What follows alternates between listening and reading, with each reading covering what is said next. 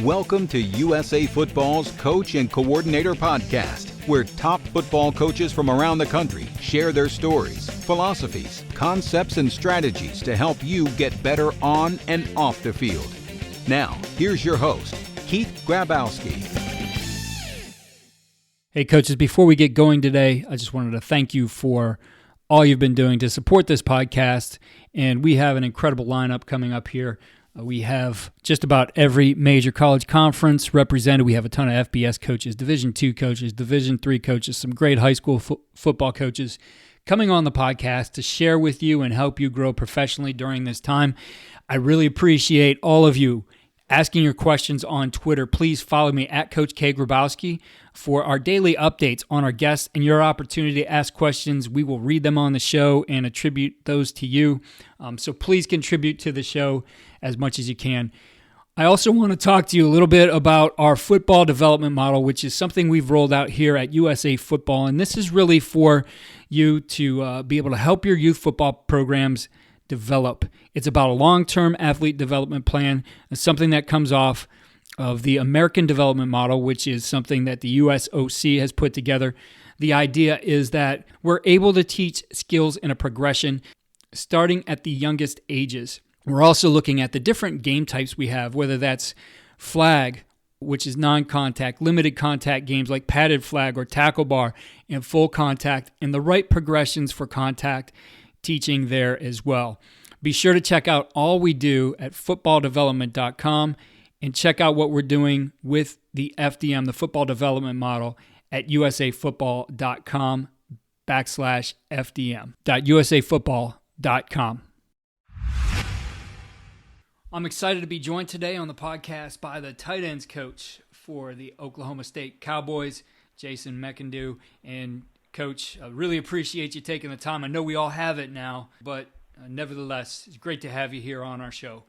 Yeah, Keith, thanks for having me, man. I got a lot of extra time right now, so it's good to talk some ball. Absolutely. Well, Coach, as I mentioned, want to give our listeners a little bit of background for them and talk a little bit about your journey through coaching and some things you've learned along the way. And for you, as far as a coach, this started back in 2000 at the high school level, and you've moved through the ranks here to be at Oklahoma State now since 2015. So let's go back to the beginning of that, though, and the point, I guess, where you were inspired, or who inspired you to say, you know what, I want to be a football coach. That's what I want to do with my career. Yeah, for sure. I think everybody, like you said, everybody's got a different journey, a different path to where you get to now, and everybody's path is a little bit different. I think I first knew I wanted to be a coach back in high school. I was inspired by my high school coach, Rob Lomborg's Aberdeen High School, growing up on the coast of Washington. There was just something about it. I just knew that that's probably what I wanted to do down the road, and I used to keep all my block, all the blocking sheets and all my football stuff and draw plays, and so it just kind of always seemed like it was innate what I wanted to do there. And obviously finished up high school. I played college ball at Washington State for the Cougars. I played in the 1998 Rose Bowl against Michigan, won the Pac-10 championship. So that was awesome. Probably one of the highlights of my playing career. And then I was drafted by the Seattle Seahawks. So I spent 2 years in Seattle, 98, 99, spent a season in between there over in NFL Europe for Berlin Thunder. And then after my second year with Seattle, I signed free agent with the Saints in 2000. And then, like a lot of guys, you're at some point in time, your helmet's taken, your cleats are taken, and nothing you can do anymore. Well, I continued to try to work out with teams in 2000, and it was always the same thing. Hey, don't call us, we'll call you, and kept trying. Well, I gave myself till the end of December 2000, and I just decided to hang it up. I could have went back to NFL Europe, XFL, Canadian League, but I'd been at the top, been at the pinnacle, so. I wanted to go back to NFL, and if I couldn't do that, then I was going to hang it up. So I decided to do that and started high school coaching at Lake Washington High School in Seattle area. So I was coaching high school ball. I was, honestly, probably at that point in time, a low point, honestly. When you get done playing, you don't know what to do, and a lot of guys are mad at football or angry at football. So that's kind of where I was at. And when I went out and started coaching, high school coach found out I was in town back from the Saints and said, hey, why don't you come out and coach? So the first day I went out there and started coaching, I knew that's what I wanted to do. So just how could I progress? How could I move forward in the profession? So trying to figure that part out. I think that was the hard part. And I think a lot of guys are probably there right now trying to figure out what to do, what direction. I was married and we had our first kid on the way. So I couldn't be a GA. I couldn't go that route. Coach Price, I called Coach Price. I played for Washington State and, hey, can you help me out? And he tried to give me a few spots as a GA. I couldn't do it. So I decided to give up on college coaching actually and I was going to be a high school coach. So I went back and got my master's at Whitworth College in Spokane, Washington. And that was a 12-month program, and get your teaching certificate and your graduate work together. So somebody like myself had a bachelor's degree. I had no teaching credentials. So I did that for a year. I was right in the middle of that program. And then Mike Kramer, the head coach at Montana State, called me in 2003, and he offered me the O-line job at Montana State at 29 years old. And I didn't know what to do. I went to the head of the program and said, hey, look, I got this opportunity to coach Division I football. And basically the dean of the program said, hey, jobs come and go. You need to finish your master's. And I said, well, you don't quite understand that. You get a Division I job at 29 years old. I said, I'm going to take the job and I'll finish my degree somewhere else. And he said, no, I want you to finish it here. He's like, what do you need? I said, well, I need 6 weeks to go to spring ball. He said, all right, I'll make a deal with you. You student teach for 4 weeks. You can leave for 6 weeks for spring ball and then come back and finish your student teaching and get your degree. I mean, you want to talk about, I mean, that kind of stuff. I mean, it just doesn't happen that way. And so I did. I started my student teaching. I left for 6 weeks for spring ball, and I came back and finished and graduated, got my master's, and then went to Montana State as offensive line coach. So I spent 13 years at Montana State. Absolutely loved it there. I mean, Bozeman is an unbelievable place. Montana is the last best place in America. But yeah, I really enjoyed it. Really enjoyed my time there. I worked for 2 different head coaches there. I think I had 9 different coordinators. Learned a lot of ball, and I think you learn how to adapt and survive, right? I mean, how to adapt and change with other guys and other coordinators and systems. And I kind of got to the point where I kind of made light of it. I just said, hey, look, you can run whatever you want to run, just don't change my O-line calls. Because some guys were zone guys, some guys were gap guys, and so I learned a lot of ball. I think that was really good. And so yeah, we really enjoyed our time at Montana State. But I always wanted to be a D1 coach, and so like everybody out there aspires to keep moving up the profession. So honestly, my how I got to Oklahoma State, it's all about who you come across your path in your journey, right? I mean, I don't really know. I mean, I do know. I mean, I feel like it was God that put me here. I mean, it just opened the door and said it was your time. But I also feel like I got to meet Dabo Swinney, honestly. 2011, I was the AFCA Coach of the Year award for the FCS level.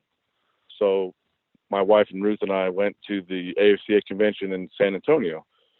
So while we're in San Antonio, while we're in the elevator door opened up, and Dabo Swinney and his wife were on the elevator.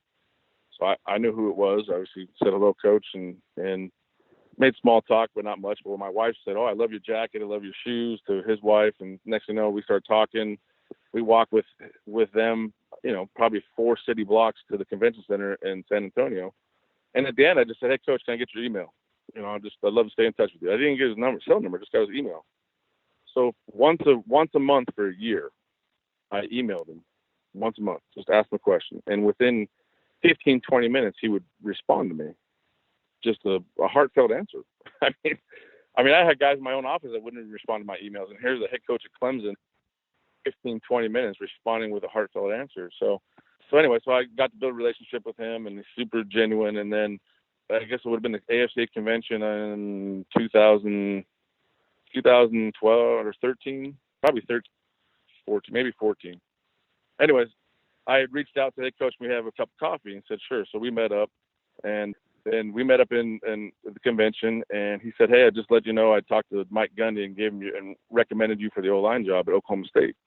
And here's his number. Reach out to him, talk, touch base, let him know you and I talked. Well, I did that, but it never really went anywhere. I never got a call from Coach Gundy. I never even got to hook up with Coach Gundy in any sort of way. So that opportunity came and went. But what Coach Sweeney said is like, hey, I would like for you to come out to Clemson and work my football camp.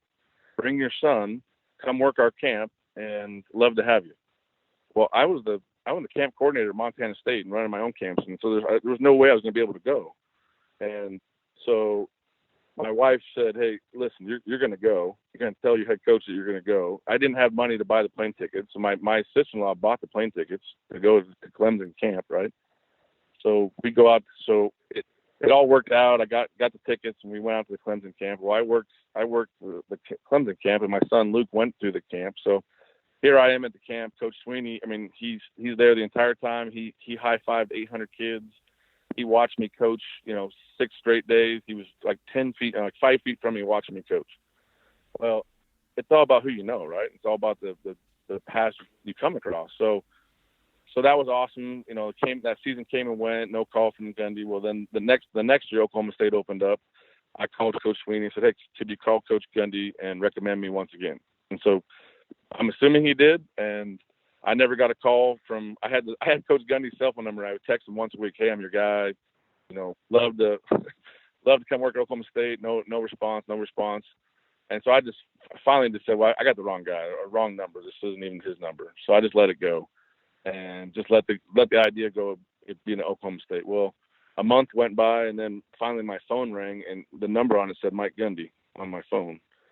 And so I picked up my phone, and Coach and I had a conversation, and I mean, it was unbelievable. Just said, hey, I asked you a couple questions, and we talked for a little bit, and he said, all right, I'm gonna make a few phone calls. And then later on that afternoon, he called back and he offered me the job at Oklahoma State. And he said, hey, I already made the phone calls I like, and would you be interested in? And I said yes. He said, well, I haven't even told you how much you're making yet. I said, Coach, it don't matter. I said, it absolutely doesn't matter. So I'd love to be at Oklahoma State, and so that's kind of how I got here. I mean, honestly, it was kind of been a whirlwind. And now 6 years into it, I mean, it's unbelievable. No, it's a cool story. And I mean, the persistence, right? You just stuck with it, kept developing a relationship, kept emailing Coach, and really followed through and did the things you needed to do to make sure that worked out for you. I think the thing out there, I mean, guys are listening to this podcast right now, and I know there's guys that are, they're in a bad spot or in a tough spot, and if I could tell them just to keep going, you're closer than you think, and maybe it's just not that time right now, but maybe it's around the corner, and just be persistent, like you said. The worst anybody's ever going to tell you is no. The worst they're ever going to say is no. I'm not interested. I'm not going to. We've all had our name in lots of different jobs and not gotten them. I mean, that's coaching. That's the coaching life, right? I mean, there's definitely more no's than there are yeses. But yeah, just to keep going, man. Just to keep chasing your dreams and don't let people tell you no. There's lots of that along the way.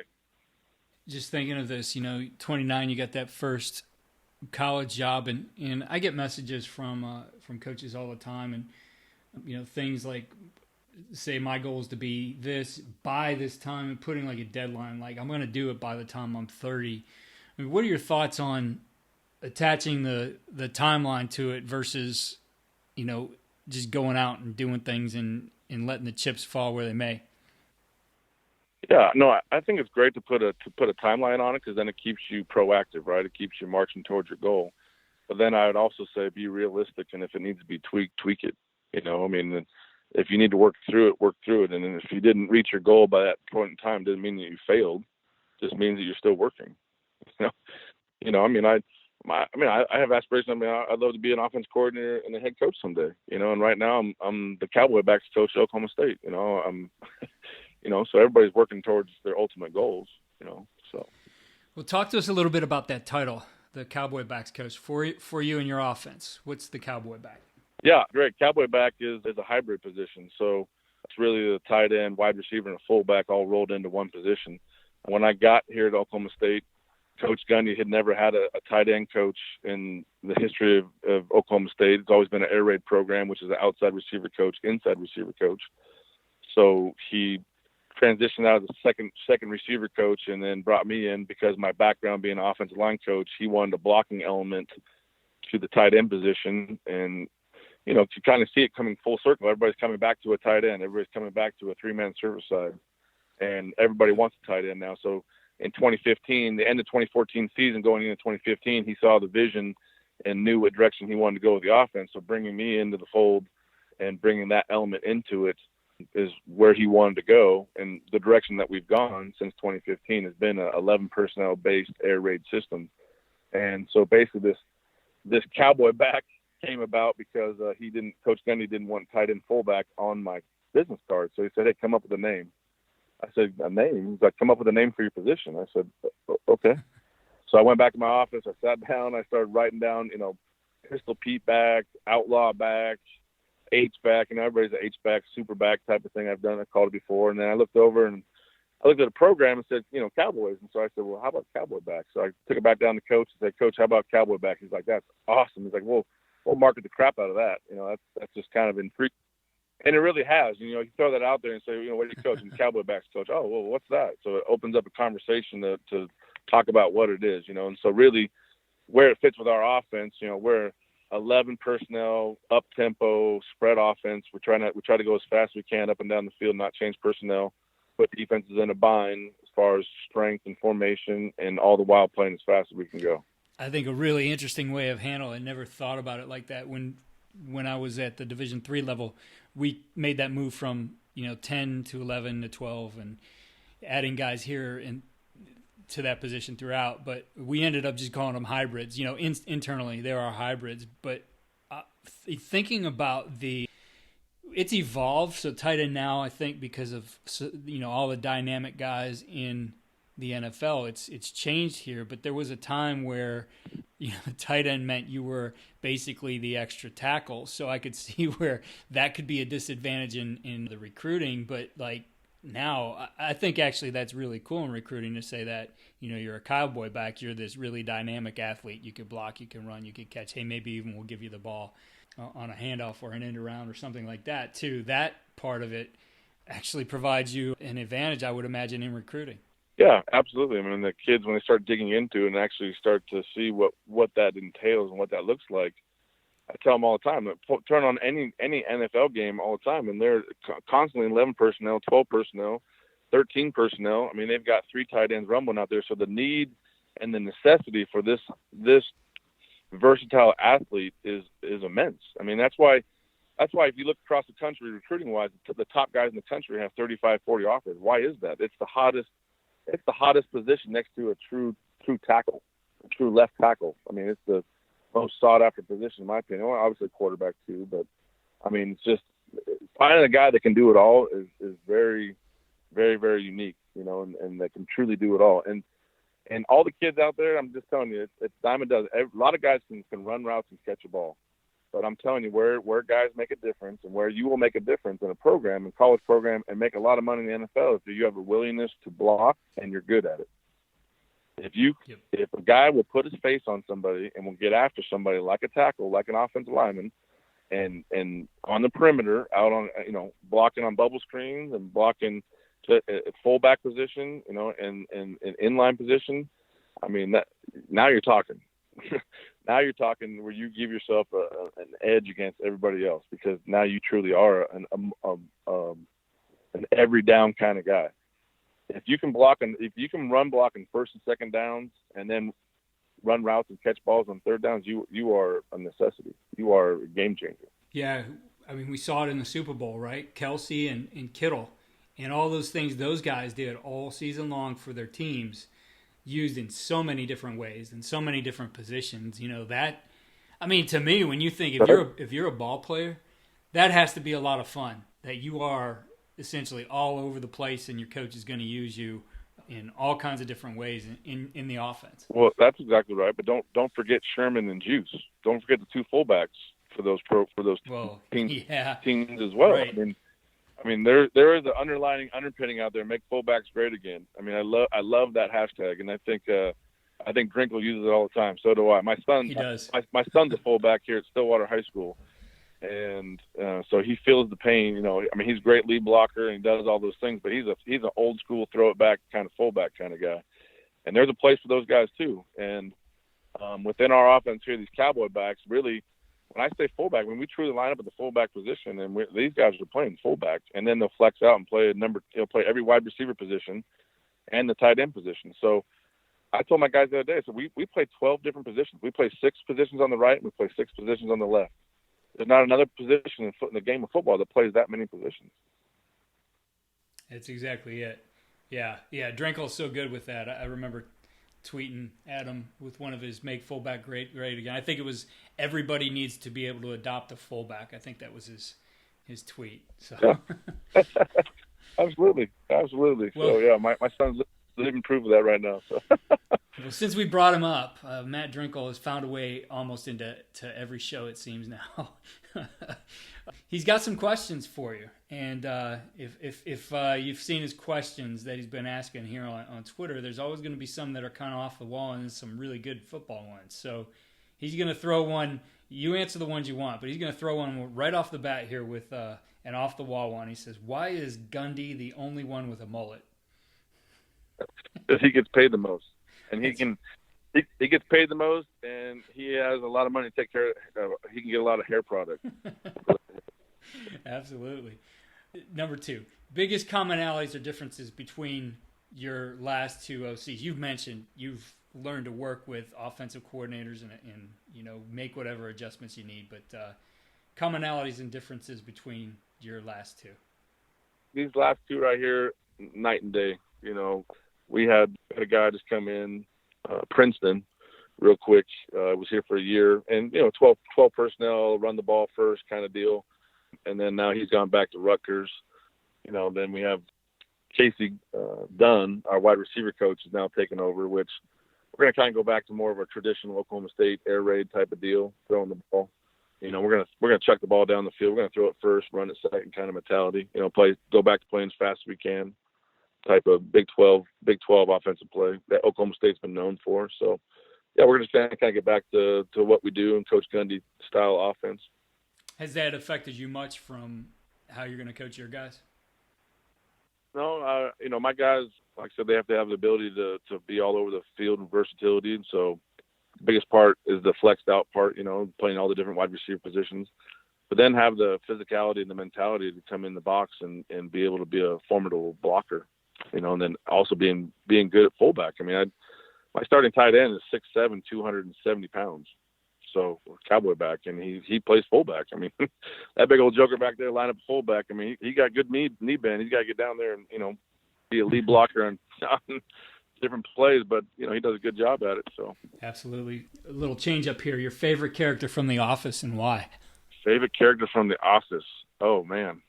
What's the main? I don't watch it that much, but I do see it. Michael Scott. Yeah, he cracks me up. Yeah, he's a pretty funny dude. I like his. I use a lot of his stuff on Twitter. A lot of his memes. Yeah, he's got some pretty good ones there. Old boy with glasses though. He's pretty funny too now. Yeah, well, that Dwight Schrute. Dwight, yeah. I told Drenkel he may be the only coach in the country who used an Office meme in one of his clinic presentations. He talked about it in one of his episodes here with us. But yeah, he loves The Office, and he definitely made reference to that in his clinic presentation. Oh man, yeah, Dwight, that guy, he cracks me up, man. So next question, we'll get back to football with these last 2 from Coach Drenkel. What has made you guys so successful at the inside zone? Yeah, we just went back and we watched. Everybody watched cut-ups, and we were somewhere in the ballpark of almost 8. We were 8+ yards on inside zone on our cut-ups, and comparatively, like the split flow zone, we were only like 4 yards and some change. So I was really trying to think about what was the difference between what made the inside zone so good, and I think part of it obviously is the running back. Chuba Hubbard's the best running back in the country. And so he makes your offensive line and Cowboy backs look really good. But I think, you have the ability in the inside zone to come off the ball and work on your double teams and get vertical. And, getting him downhill on guys, he's very explosive getting through the hole. And I think like the split flow zone concept, I think there was a lot more moving parts. My Cowboy backs, were sliding back obviously, and then that defenders rock back and do different things, and they fit the holes differently. So I think that inside zone, just being able to combo off on a level 2 linebacker and work in combination, I think it's made us so successful with that. And like I said, then obviously having a good running back. This one's not his, but I guess it's just a follow-up to it. For your guys, a lot of teams coach that split flow. See so many high school teams now in that, 11 personnel guy off the ball coming all the way back. What are your key coaching points for that block? Because it is very important. If you're going to get that running game going, especially if you're going to get the cutback on that block has to be handled pretty well. It doesn't always necessarily have to be devastating. I know the guy's coming from a distance, but how are you coaching that up? Yeah, the first thing I'm telling them is that have an ass kicker mentality. I mean, you got to come back and try to knock that guy's teeth out, and you need him to know that you're there and you're doing that, and that will really set up all the other variations off of that play. But I'm telling them they've got to stay tight to the line of scrimmage, and they got to work a 45-degree angle. And the biggest coaching point there is that they got to be inside out. So it's like a pulling guard on counter, right? I mean, if you're going right, you got to hit with your right shoulder. If you're going left, you got to hit with your left shoulder. You can't let them spill that thing and get inside of you. So you got to be scraping paint off that tackle and be tight right off that guy's edge. And then the other coaching point is you got to not stop your feet. You got to run through that guy. And unfortunately, the cutting rules have really changed that play. Not being able to cut that backside defensive end, I think, is really changed the college level of football now. Just that's a pretty great block now. Before it was just night and day. I mean, I would just cut that guy down and away we would go. But now that 10-2 rule and it's just, I don't know, it's dicey. So I don't even teach it anymore, which is a shame, because now that was a weapon that you could use against defense. That defensive end, he wanted to keep his kneecap. He was concerned about it. Then he played a little differently. But, yeah, I miss being able to cut that block for sure. For the shoulder block, because, I think we get these guys used to blocking with their hands a lot. So the shoulder block is very important to have in your toolbox. How are you able to make sure that, or what are you coaching, I should say, to make sure that they're bringing their hips through that and, it's not just I'm going to lean and get my shoulder into them, that the force of that isn't the contact. The force of that comes from those hips rolling through. That's right. And so what I try to do, how I try to drill that, is I have a one-man left sled, and I hit that every day, or once a week during the season. Tuesdays is our sled day, so I'll basically get a chute. I'll get like a wide receiver chute, and I'll put that out there, and I'll put that about 2.5 yards in front of the sled. I'll put it on an angle so they're working that 45-degree angle, and I'm getting them to, I'm getting my guys that, line up in opposite fullback position. They're coming full speed through there, so they got to come underneath the chute. They got to hit that left sled, and they got to roll their hips, and they got to come up through it. Now, I teach, I'm teaching eyes, face mask, hands, call it tripod as far as strike. If the guy's squeezing and condensing, then it's more of a shoulder block. But if I can put my eyes, face mask, and hands on that guy and roll my feet and roll my hips and my thumbs up through the air and keep driving, then that's a good block, and that's kind of what I work on there. The shoulder block, the log, that contact happens naturally. As long as you're inside out, you're in pretty good position there. This next one I think is a pretty good one, especially with you guys being air raid and what you do as blockers. How do you balance your practice schedule for your cowboy backs, your tight ends, between in the box and out of the box? Yeah, that's a great question. That's probably one of the biggest things I had to really learn when I got here. And I thought, as an offensive line coach, I thought I had no time. I thought, well, I got to work on run blocking, pass pro, screens, play action passes, pass protection. There's no time, and all offensive line coaches grumble about that. But then looking back on it, I mean, I had all the time in the world. I had pre-practice time. You have special teams time. There's always a dead period where you're grabbing guys and you're working on stuff. So looking back on it, I felt like I had tons of time as offensive line coach. Well, at this position and tight end coaches across the country and doing what you do, there is no time because all your guys play special teams. So literally, I get four individual periods, and we go about 7 to 10 minutes. So what I'll do is I'll take each one of those individual periods and I'll cut it in half. And I'm always working every single day. I'm going to work a footwork drill, base block footwork drill. I'm going to work some sort of pass pro drill. I'm going to work a route drill with ball, catching the ball, or just a perimeter blocking drill. You really got to break up the drill work. Now, I do feel like with the Cowboy backs, I've got 6 guys, where when you're coaching offensive line, you got 15, 18, possibly 20 guys you're trying to get through. So the numbers are definitely different. So I feel like with this position, this Cowboy back position, I definitely can get through a lot more reps. And so I can move through a lot more drills quickly because I don't have as many guys. So I do feel that. But, I try to break up as many things as possible into every single drill. That way you can maximize the drill and get more out of it for sure. Our next set of questions, Coach, are from Scoop Reed. And his first one, we talked a little bit about, what's a Cowboy back and the advantages of that in recruiting. I think there's a good question, though. When you're recruiting a tight end, are you looking for guys who are receivers that you can teach how to block, or are you looking more for somebody who's a pure tight end blocker who maybe you can teach some of those receiver skills? Yeah, that's a great question. And really it's the hardest question to really answer or approach, because recruiting this position there's so many different variables, right? And so I take the stance on, err on the side of athleticism. So probably the bigger wide out, maybe doesn't have a top end speed to be an outside receiver, but has the frame and the potential to put on weight in the weight room to get bigger. But obviously is a good route runner, has good ball skills, and you're going to have to teach him the blocking aspects. Now with that, I believe, and there comes a mentality that individual has to have the mentality of, hey, I'm willing to put my face on somebody and get after this guy. And some guys have that and some guys don't. And honestly, that's, if it comes down to it and one guy will put his face on a guy and finish his blocks, and the other guy maybe a little bit better route runner and ball skills, I'm probably going to err on the side of the guy that has the physicality and the mentality to get after a guy, and maybe not quite the top end speed or a little less ball skills, because there is so much blocking involved, Yeah, Coach Scoop Reed also wants to know, we talked about how you balance that practice time, but how do you balance your film time between run and pass? Yeah. I kind of just throw it all together, again, because you have a limited number of guys. I definitely can get through a lot more tape.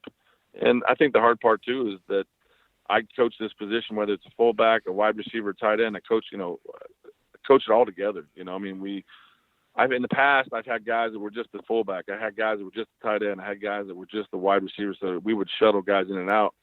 Where the true hybrid guy, just that versatile guy that can do it all, those are the guys, and that's kind of where we've evolved to, and those kind of guys that can do it all. So we're just kind of rolling through everything film-wise, run, pass, watching stuff. And I try to install everything by concepts, run concepts, pass concepts, quick concept, drop back. Keep it big picture, start with the concept, and then work from there. Coach Mark Manning, and I know this is going to be part of your answer, what you just said about these guys being hybrid, but how has Oklahoma State been able to tempo so effectively while also remaining so multiple in formation, snap to snap? Yeah, that's a great question. If I ever give you the answer, I'd have to kill you. No, just no. I think it's no secret. It's simplicity. The faster you want to play, you got to make things simple.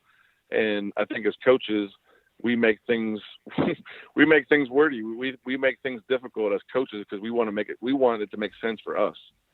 And really, when it comes down to it, as a coach, you need to make it. You need to make it so it's simple for your players. They can think fast and play fast.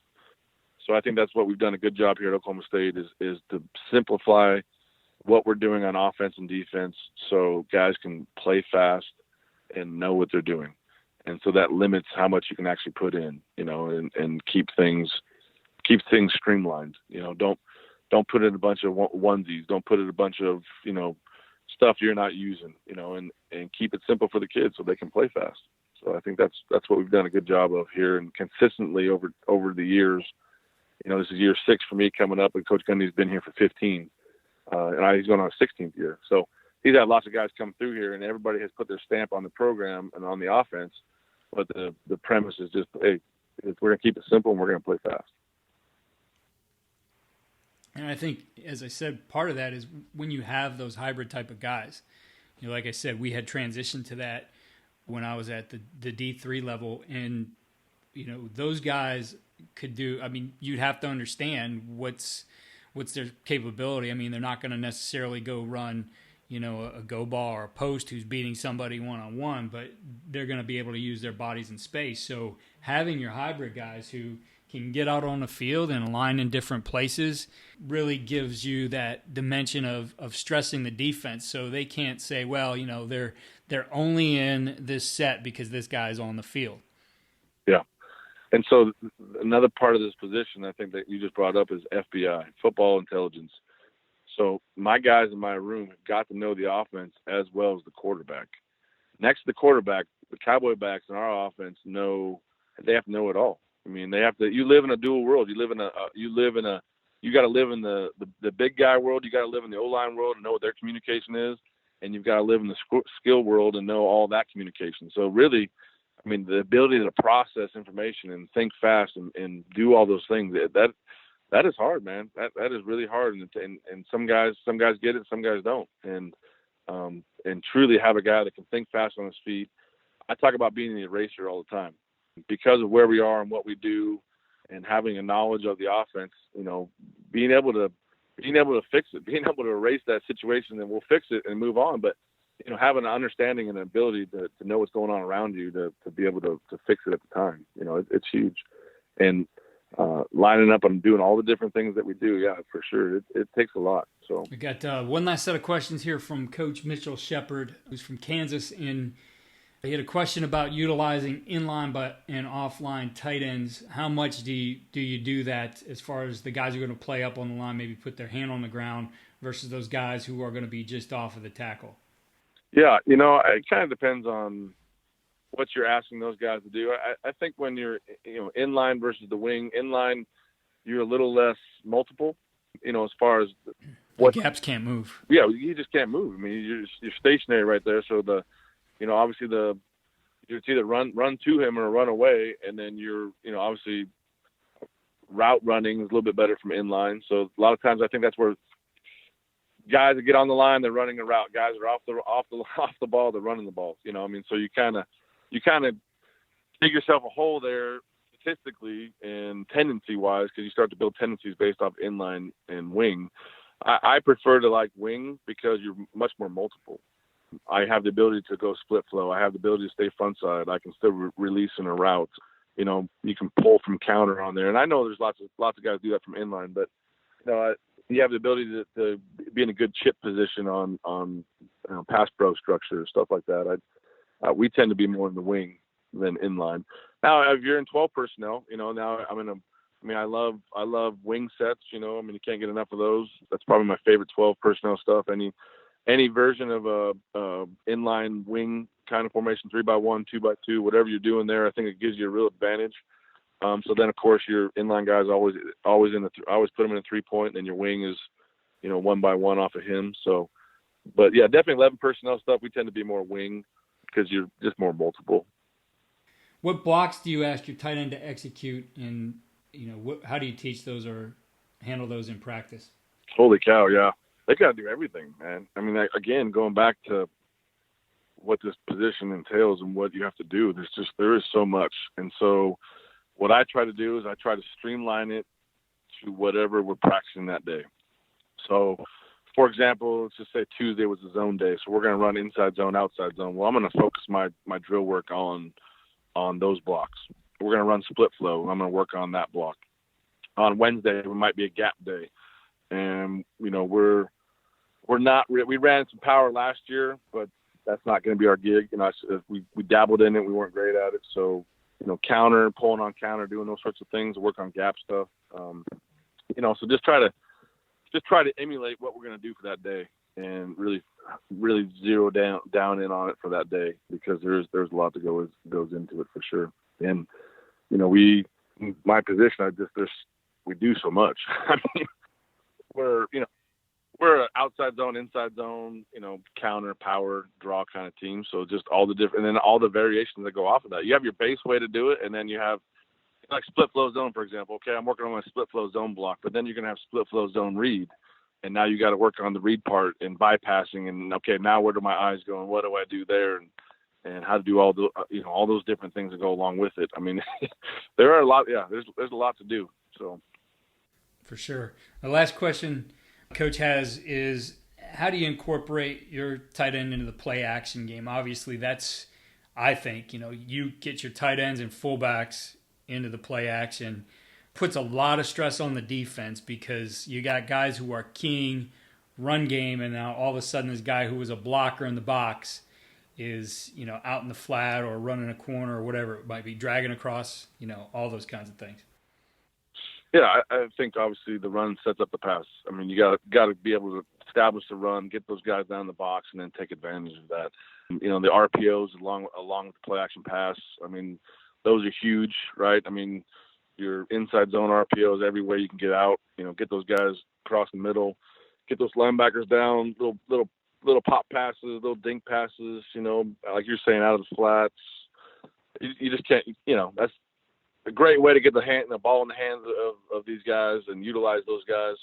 And you're right. I mean, know your personnel, right? I mean, my number one guy, like I said, he's 6'7", 270 pounds. He's not going to be running a post route. I mean, that's not who he is. I mean, that's not what I'm asking him to do. He can catch the ball. His wingspan is unbelievable. So catching the ball across the middle is, I mean, he's a great target for that. So every way you can get those guys involved in that is awesome. And between the RPO world and the play action pass world, definitely we try to utilize that as much as we can, take advantage of it. Coach, I appreciate you sharing your story, your journey here, giving us some insight into the Cowboy Back position and how you use those guys and how you practice. And the one final question I have for you is all the things you do as a coach, both on and off the field, what's the one thing you do or as part of your coaching that you feel really gives your guys the winning edge? Yeah, it's a great question. I feel like what gives my guys the winning edge is the fact that I feel like I'm setting them up for life beyond football. I mean, I really feel like as a coach, nobody really cares about how much you know until they know how much you care about them, right? So I feel like as a coach, when you really pour into your guys and you really feel like they would run through a brick wall for you because you believe in them, then I think that sets them up for excellence on the field, and then that sets them up for life beyond Oklahoma State. The best phone calls, the best notes you get are from guys that played for you 10, 15 years ago and said, Coach, thanks. Thanks for believing in me. Thanks. Hey, I just want to let you know I got my first house. Hey, I'm having my first kid. Hey, I got a wedding notice. Got a wedding notice the other day. Whatever. I mean, or even the guys you got after that didn't get it back then and got in trouble, and they still send you notes to Coach. I appreciate you so much for really, taking care of me or taking a hard line with me and getting me to open my eyes. I'm whatever now. I mean, those are the moments. And I think that as a coach, when you're able to pour into your guys like that, I think that sets them up for success. Absolutely. Coach, for our listeners out there, what areas do you recruit? Yeah, I've got an area of Tulsa, kind of like southeast out of Tulsa, and then I recruit East Texas. So I've got this swath. I go south of 20 and east of 45 all the way down to Newton, Texas. So I'm out in the piney woods, and I do enjoy recruiting out there for sure. So. And you can follow Coach at Jason McEndoo. It's McEndoo on Twitter. Coach, can't tell you how much I appreciate you taking the time here. And, when this gets going and you get you guys back out there, best of luck to you and the Cowboys in 2020.